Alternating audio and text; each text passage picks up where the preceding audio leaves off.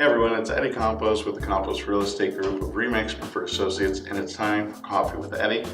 This month, we're speaking with Mayor Rich Carr, the mayor of Maumee. Let's go inside and see what he has to say.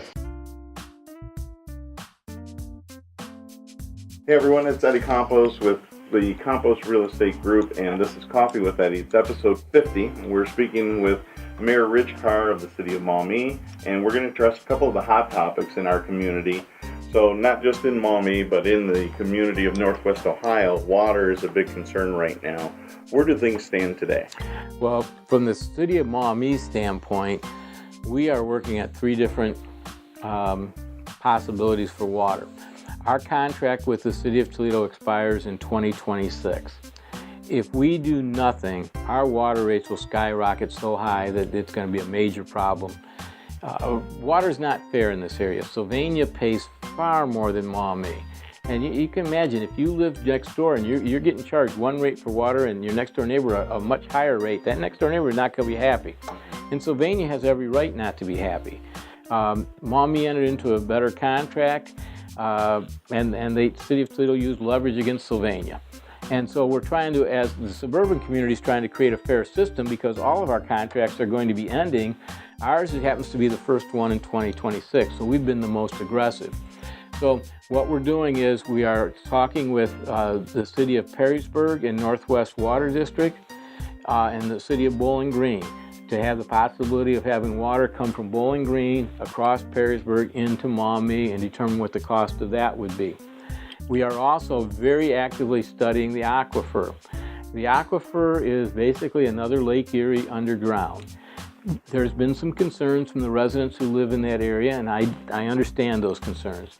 So the communities that are involved in this have hired a second expert so that the Pioneer of Ohio hired an expert to analyze, is there enough water to service all of our communities, not just now, but for generations to come. We also have hired a second consultant, independent of them from Columbus, to look at the results and tell us the same thing. Is there enough water? If there is, there's probably 7 to 9 different governmental entities which will come together and form our own water plant so that we're not buying water from anybody. It's not like it's going to be a major problem for employers. We'll enter into a water district. There'll be very few employees to operate this, and it will have 2 different pipelines. So if we'd ever have a problem with one pipe, it's not going to matter. Our residents will still get water. We believe that if the aquifer works, that is by far going to be the least expensive way to go for our residents. And then the third one, we're still talking with the city of Toledo. We spent 18 months, and I spent a lot of time negotiating an agreement. We entered into an agreement that I think was extremely fair. The city of Toledo then just all of a sudden out of the blues comes and says, we aren't even going to discuss it anymore, it's over, don't even bring it up again. And so now they come back and they say, we're going to give you a contract that's fair. Well, after 18 months of negotiation, they want to tell us now what is fair without our input. I can tell you what they say is fair would day one be a 50% increase for the residents of the city of Maumee, and it would go up every year from there. So we have to look at all 3 sources, find out what the cost is. The best thing for Northwest Ohio would have been the water district that we had negotiated over 18 months. But if the city of Toledo doesn't want to do that, then it becomes an economic decision where we have to represent the residents of the city of Maumee, and we will. Well, this is obviously an incredibly detailed project to have to tackle. Because not only are you talking about just the cost of water, you're talking about if there's a changing infrastructure to get the water here. Right. And we look at, that's what the cost we're looking at.